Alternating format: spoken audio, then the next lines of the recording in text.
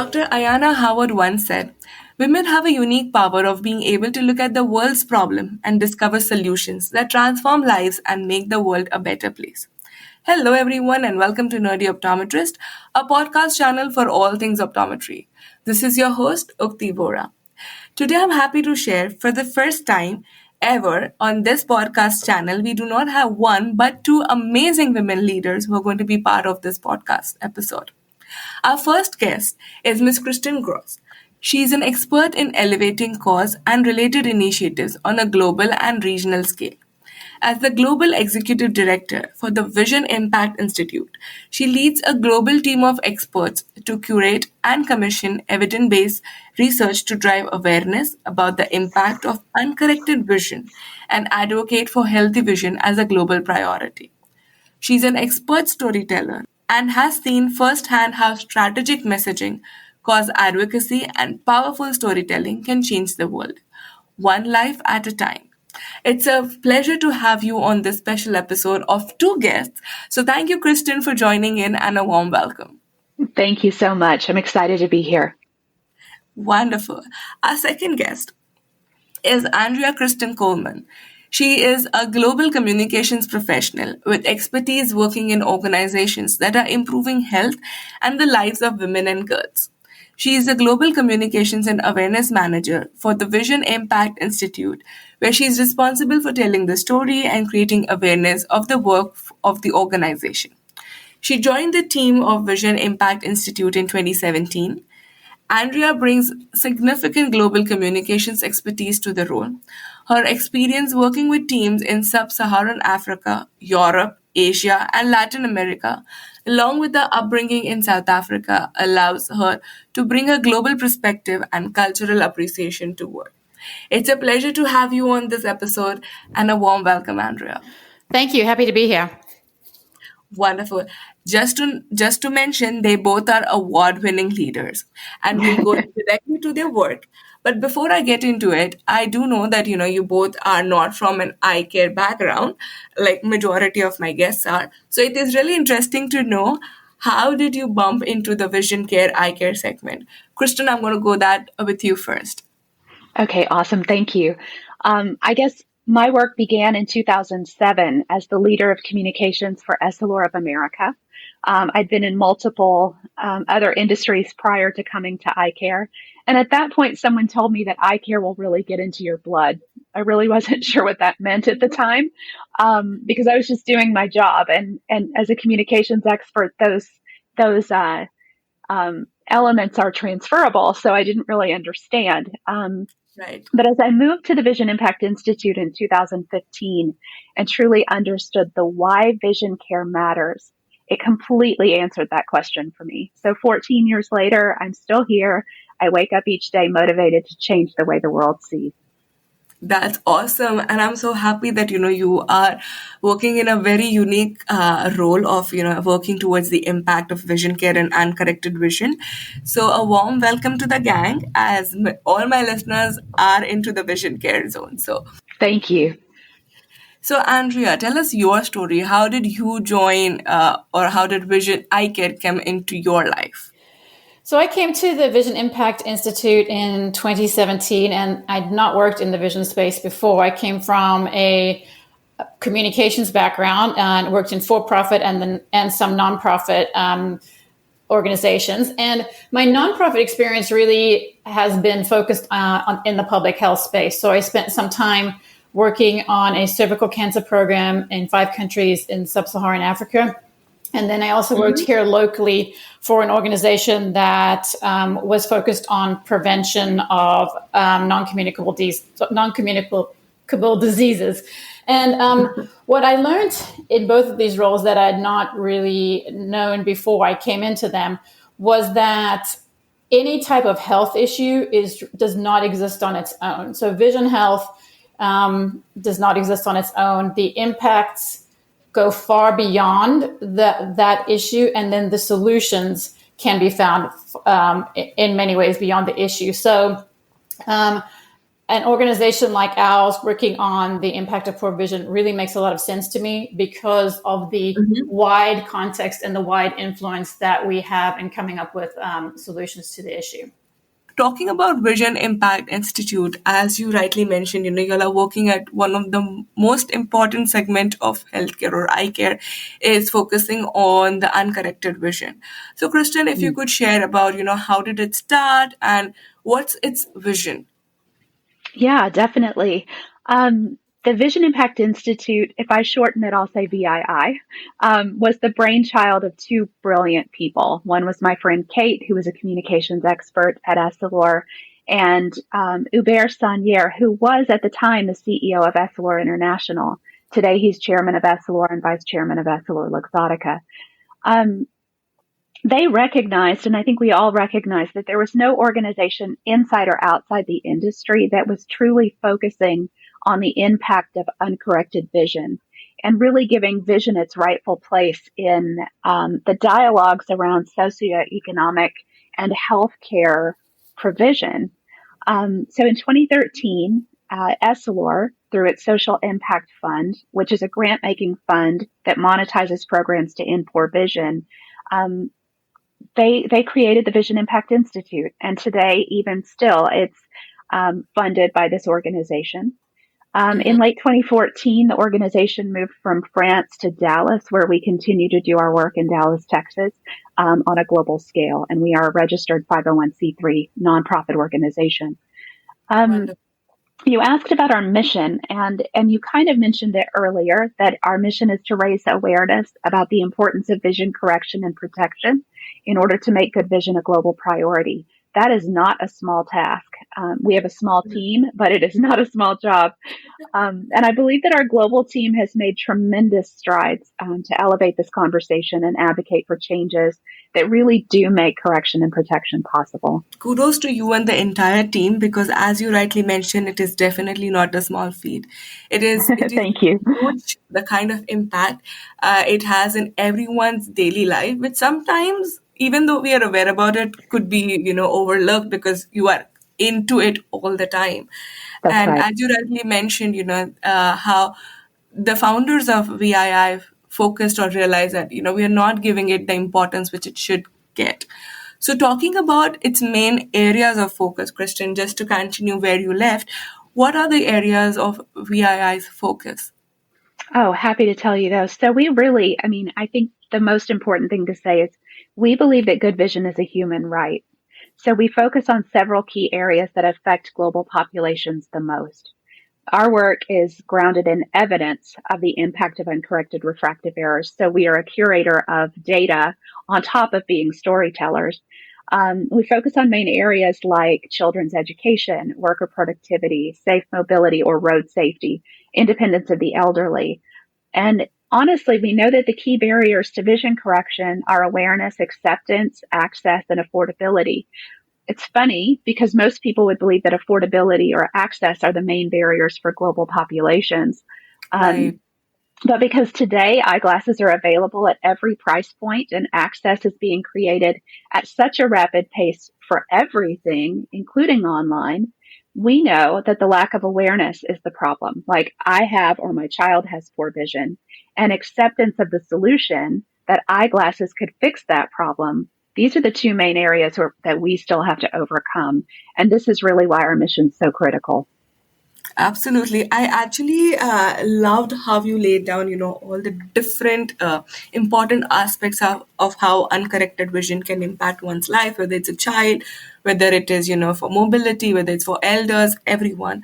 But you really picked up on a very, very important and a crucial piece of awareness.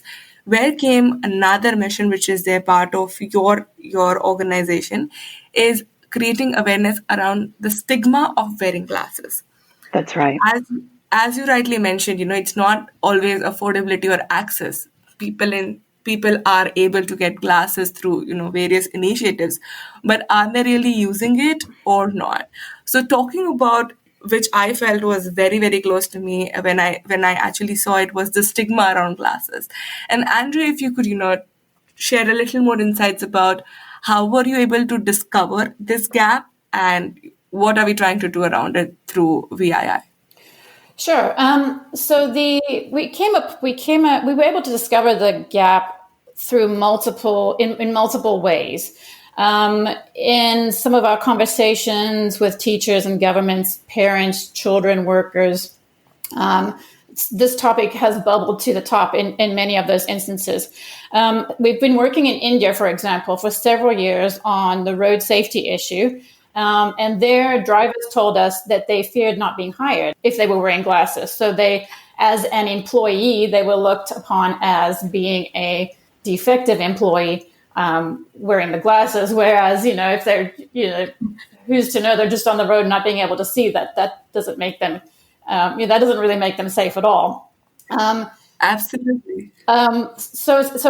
So from our road safety work in India, we learned that we've heard several stories from women in Africa. Some of them even being some of our lead researchers. One, for instance, working at the London School of Hygiene and Tropical Medicine, and she told us her story about how, being a child, she was not wearing the glasses, and she was bullied. Her parents did not approve of her wearing the glasses, and now she's a highly reputable researcher doing research on the topic. So it's anecdotal stories like that, and then stories that have appeared to us in the news. For example, a couple of years ago, I say 2 years ago, there was a story that we came upon in Korea, where a news anchor was the first anchor in the country to wear glasses on a news broadcast, and This is 2018 or so very recent.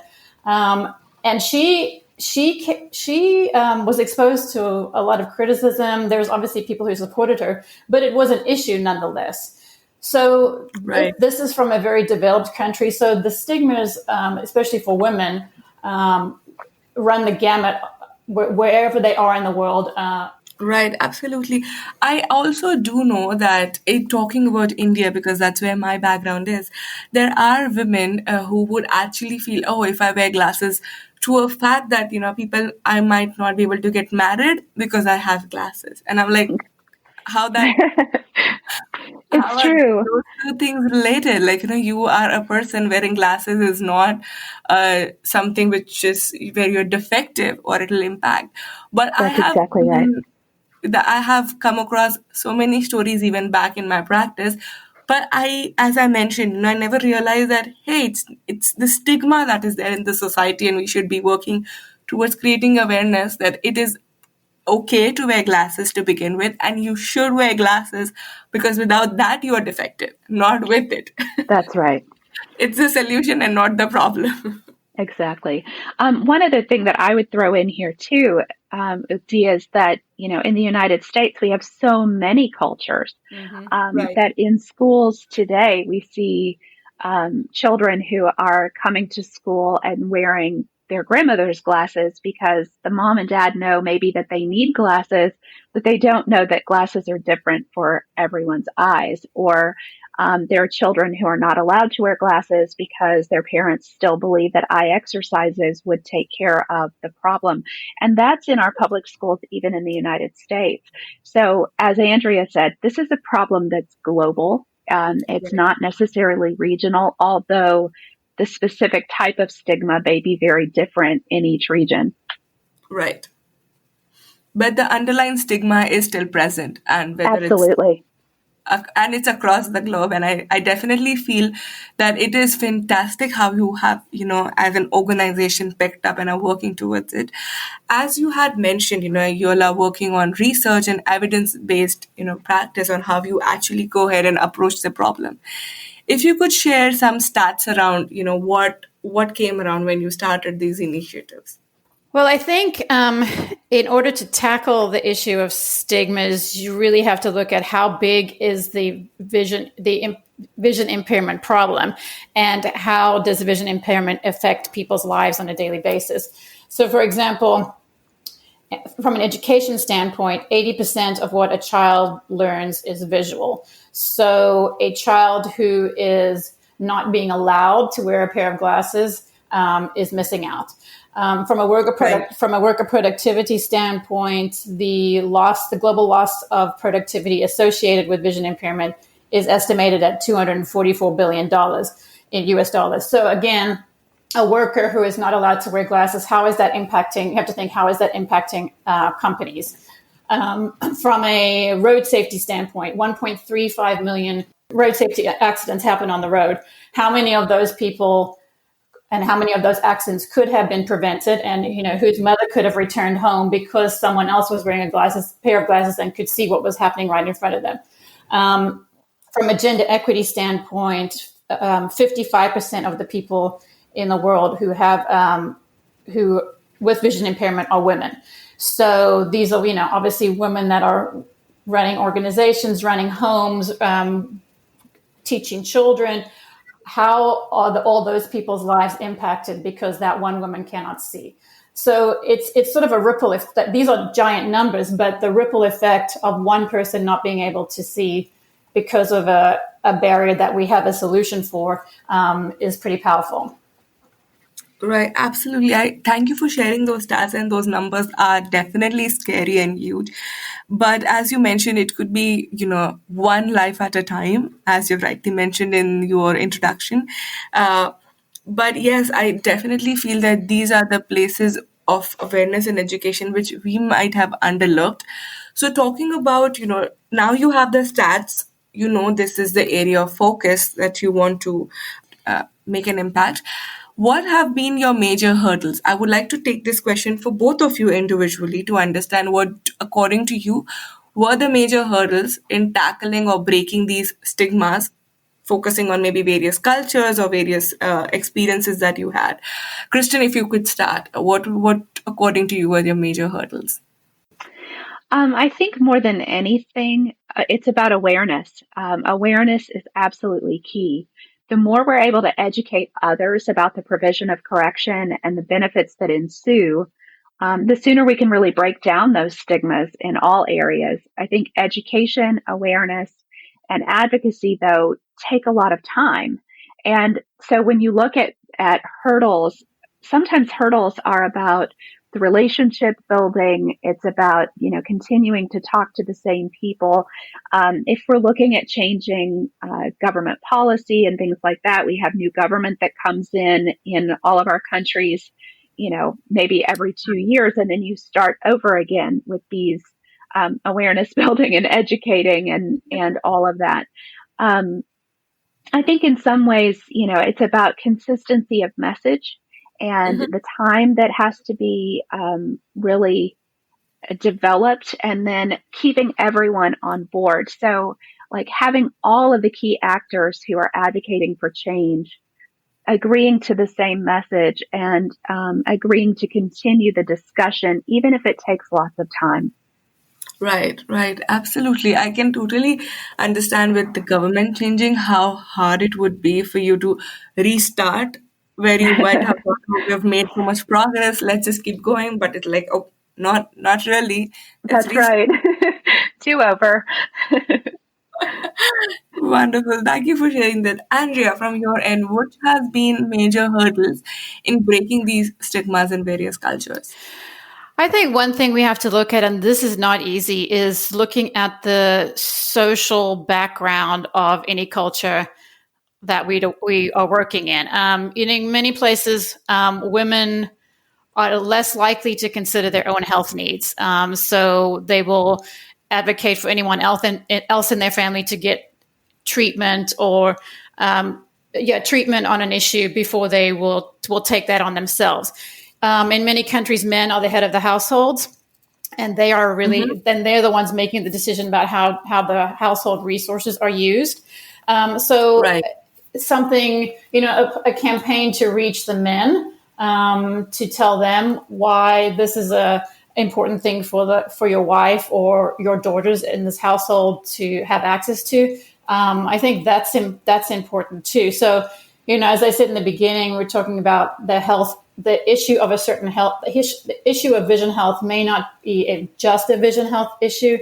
There are all these socioeconomic type issues in the background that also play a role in getting that person access to a pair of glasses. So there's cultural reasons that come into play, and as I said, it's not easy, but it's an issue that people in other areas of public health have to confront as well. But it is a barrier. Absolutely. Say one more thing to that too is really reaching people where they are. Right. So we had a conversation recently about road safety in India and truck drivers, and that truck drivers generally are not necessarily going online. They are probably not looking at their phones all day, but they're listening to the radio. So where are the channels that we can reach people if we're trying to reach a consumer or a patient? How do we reach them where they are? If we're trying to reach from a BII standpoint, most of the time we're trying to reach those people who are key opinion leaders and change makers.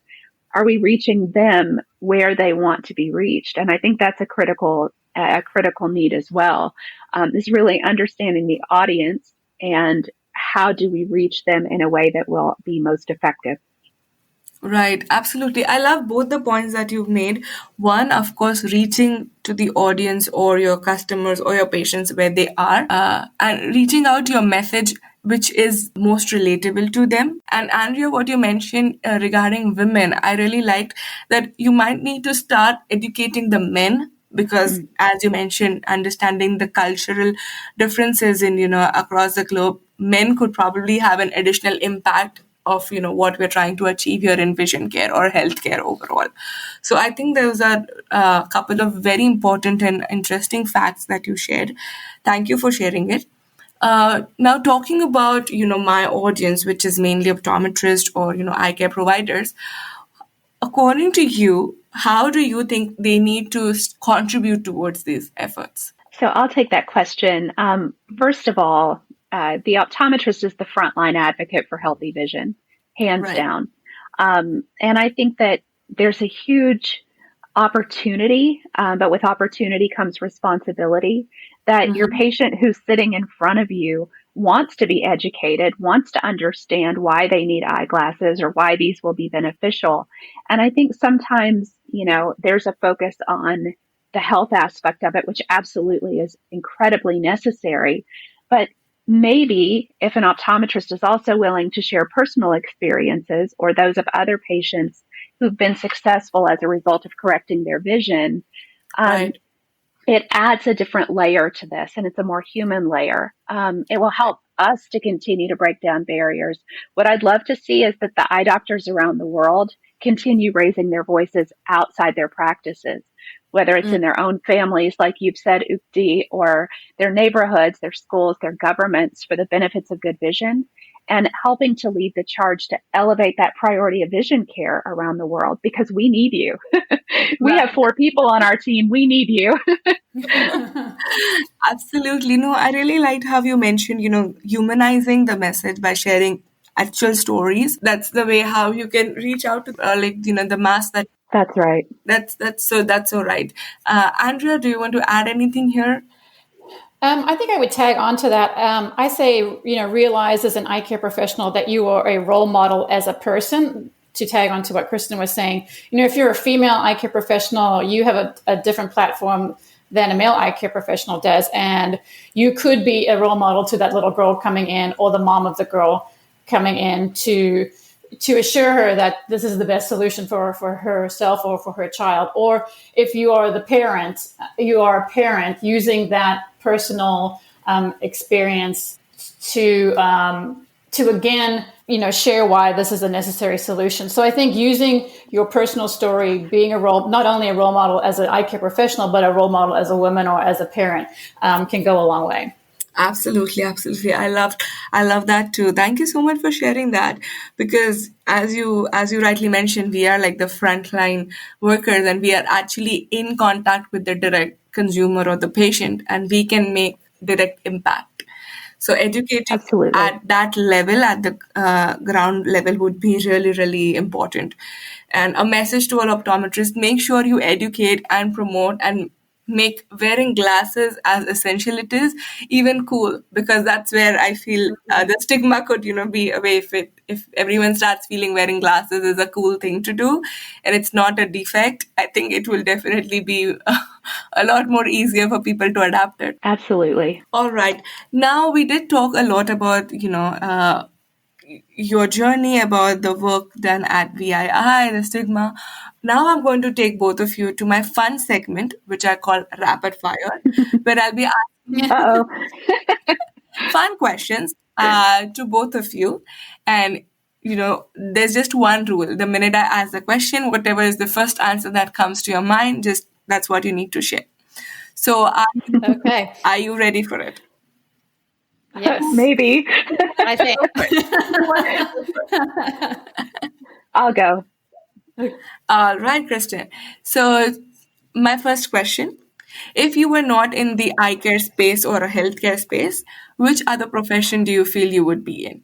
Oh, that's easy. I would be working for women who are in the space of domestic violence. Ah, I have a personal story with this, and my personal history allows me to be able to just open a dialogue with women who are in that area, and also understanding at this moment just the fact that, with a shutdown around the world, this is a very elevated cause right now. absolutely, absolutely.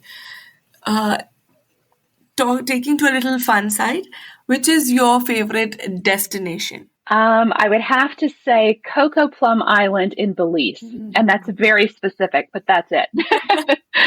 Well, that I think people need to add that to their list of destination to visit. Wonderful. It's amazing. Thank you for sharing. Your favorite cuisine? Wow, Mexican. I'm sorry, I'm from Texas. Tex-Mex is it. Wonderful. If you were able to interview a guest, or dead or alive, who would that be, and what question would you ask? Oh wow, that one's a tough one. I don't have an answer for that one. I wish you hadn't asked me that. Any celebrity you would want to Wow. interview, or your mentor, or someone. Yeah. From my faith background, I would say I would actually want to interview Mary, who was the mother of Jesus, because I just would want to ask her, like, how was he as a kid? I'm the mom of 3 sons. And I just would love to have this answer to go, wow, was he just really great or was he really terrible? Wonderful. Last question. If you were to add or change something in the optometry curriculum or the way things are being taught, what would that be? I think the only thing that I would really want to change is the way that optometry and ophthalmology relate to each other. Because I think we both optometry and ophthalmology have such unique propositions, but they overlap, and they overlap at the patient level. And if we actually are super in our roles and actually caring about the patient, the limitations or the extensions of our roles wouldn't be quite as important. What I say that because of the way that we advocate for children's vision in the U.S. is an eye exam before children enter kindergarten.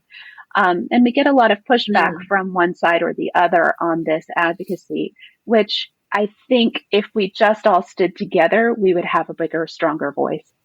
Wonderful. With that, we do end our rapid fire. Thank you so much for playing along. Thank you. All right. Andrea, are you ready for your fun rapid fire segment? I think so. All right. Wonderful. So, first question still remains the same. If you were not in the eye care or a healthcare nonprofit segment, which other profession or role do you see yourself in? I would be working for an organization that helps women and girls, I think, somewhere on the African continent. I'm very fascinated with, Africa has this narrative that that's not always positive. Like there's a lot of poverty and there's wars and fighting and yes, and there's corruption and yes, some of that stuff goes on. But I'm very interested in helping to change that narrative And I think you could do it individually through individual women and girls so that they can actually be the catalyst for making that change. So I know that's kind of like a circular kind of solution, but I'm very interested ultimately in that narrative being changed about the continent. Wonderful. I really like how both of you are so close to changing an impact, and I also strongly believe that women can make a better impact. So Yes. we'll make sure that we focus on women, and then the family will follow. You bet. I agree. Right. There is actually a saying in India where if you teach a mother or a woman, an entire family learns. But if you teach a man, only one person learns. So, Oh, wow. Sure, sure. right. Going to our next question. Which is your favorite cuisine? Fries. Fries. I could have answered that one for her. I never eat them, but just because I would just be out of control. And so if given the opportunity, I always tell my husband, are you going to get the fries? And he's like, no. And I'm like, why not? What is your hobby or something that you like to do during your downtime?